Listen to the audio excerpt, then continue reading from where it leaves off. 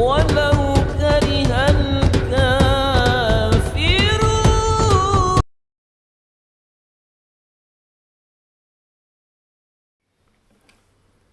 Assalamualaikum warahmatullahi wabarakatuh. Anak-anak yang saya cintai dan saya banggakan, pada kesempatan ini kita akan membahas tentang ibadah kurban, ya, ibadah kurban. Jadi sungguh sangat sesuai dengan kondisi kita saat sekarang ini, di saat kita masih menikmati daging kurban di tahun 1444 Hijriah. Jadi anak-anak sekalian, materi pembelajaran kita yaitu masalah kurban itu sendiri, ya, kurban itu sendiri. Yang mana perlu saya jelaskan sedikit tentang pengertian dari kurban itu sendiri, ya. Jadi kurban itu berasal dari akar kata bahasa Arab karuba yakrabu kurbanan, artinya dekat, ya, menjadi dekat. Kemudian bisa juga berarti suci, bisa juga berkembang, bisa juga berarti subur. Nah, itu menurut akar kata dari bahasa Arab itu sendiri. Nah, sementara menurut istilah, khusus untuk kurban udhiyah, ya, artinya kurban yang kita laksanakan dengan menyembelih binatang kurban, yaitu menyembelih binatang kurban atau menyembelih, lebih pantas kalau kita katakan hewan kurban, dengan tujuan ibadah kepada Allah Subhanahu wa taala pada hari raya Idul Adha, tanggal atau tarikh 10 Zulhijjah dan 3 hari sesudahnya. Dan pelaksanaan kurban ini harus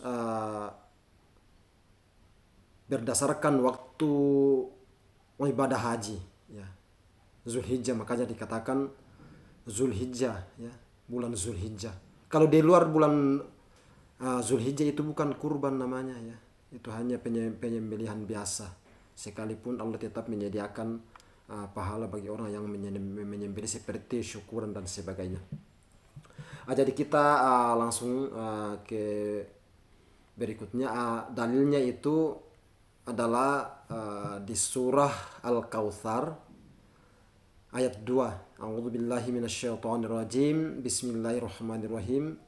Fasholli li rabbika wanhar. Maka dirikanlah salat dan berkurbanlah. Maksudnya pada hari nahar itu sendiri, ya. Waktu udhiyah, ya. Jadi itu dasar hukum. Sementara kalau dari hadis Rasulullah Sallallahu Alaihi Wasallam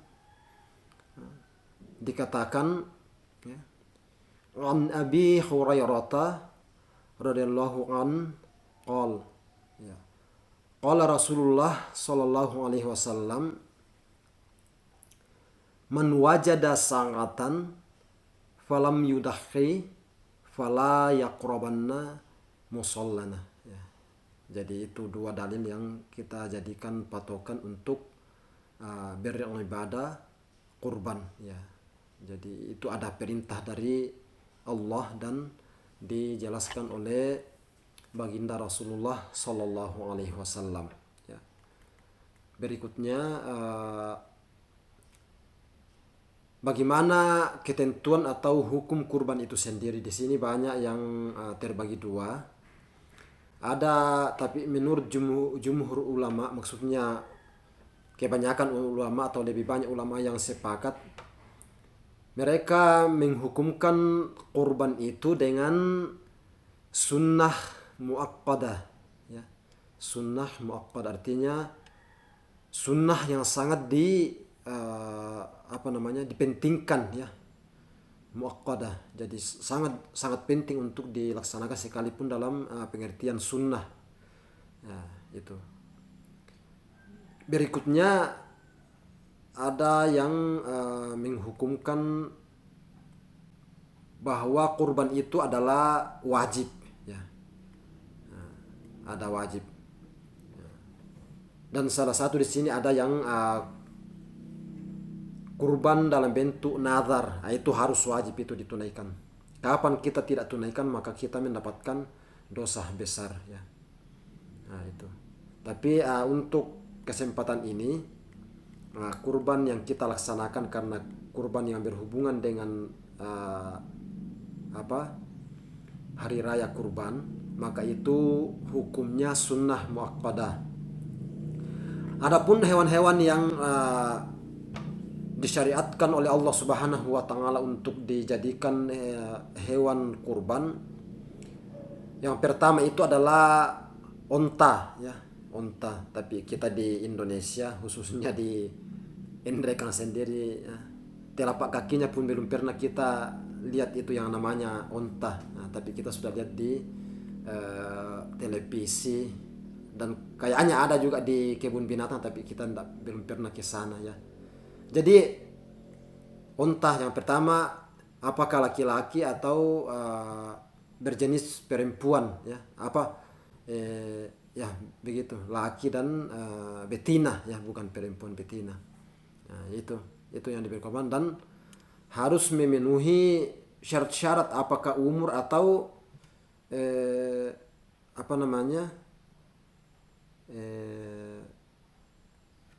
kegemukannya itu sendiri, ya. Misalkan sekalipun sudah mencapai umur tapi kita melihat hewan kurban kita itu boleh dikata hanya tulang yang dibungkus kulit, itu yang tidak termasuk, itu bukan yang disyaratkan karena sangat kurus, ya. Kecuali kalau kurus yang wajar, ya, itu tidak apa-apa, ya. Kemudian berikutnya sapi atau kerbau kalau kita khususnya di Sulawesi Selatan lah, ya. Itu kerbau itu bisa dijadikan sebagai hewan kurban dan dikiaskan dengan sapi, ya. Jadi tapi umumnya kita menyembelih hewan kurban dari jenis sapi, ya. Jarang-jarang kita menyembelih kerbau. Kemudian berikutnya hewan yang disyariatkan itu adalah kambing, ya, kambing. Kalau kita tidak temukan kambing, ya, bisa domba, sama itu levelnya, ya. Kambing dengan domba, ya. Dan itu peruntukannya untuk satu orang saja, ya. Satu orang saja. Kecuali kalau onta dengan sapi, peruntukannya bisa untuk 7 orang, ya. Kalau kambing dan domba itu hanya 1 orang, ya. Nah, tadi jadi kita sudah singgung sedikit tentang waktu penyembelihan itu adalah 10 Zulhijjah. Setelah ini perlu dipahami anak-anak sekalian, setelah kita melaksanakan sholat Idul Adha, ya. Jadi kalau ada yang menyembelih sebelum dilaksanakan sholat Idul Adha, itu bukan termasuk kurban, tapi itu hanya penyembelihan biasa, sekalipun kita ada pahalanya, ya. Itu. Jadi ini perlu kita hati-hati di sini, karena jangan sampai kita menyembelih binatang kurban dengan alasan yang bukan syar'i, ya.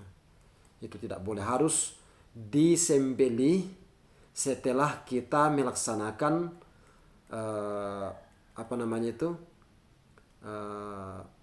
pelaksanaan salat Idul Adha, ya. Jadi itu semua. Kemudian tata cara penyembelih nanti kita akan menyaksikan salah satu ada sebuah video yang akan kami tampilkan nanti, dan itu Bapak guru sendiri yang melaksanakan penyembelihan ya. Jadi penyembelihannya itu hanya satu saja penyembelihan.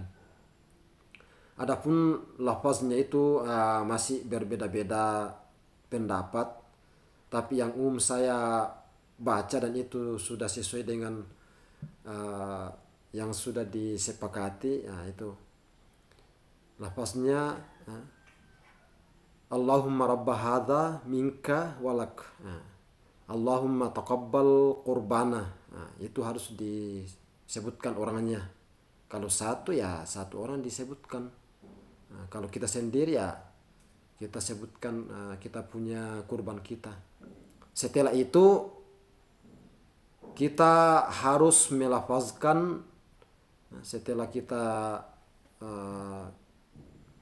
memprestasikan kepada Allah Subhanahu wa taala, maka kita ketika kita ingin menggorok ya kerongkongan atau leher sapi dan sebagainya, maka kita mengucapkan Bismillahi Allahu Akbar. Langsung di situ.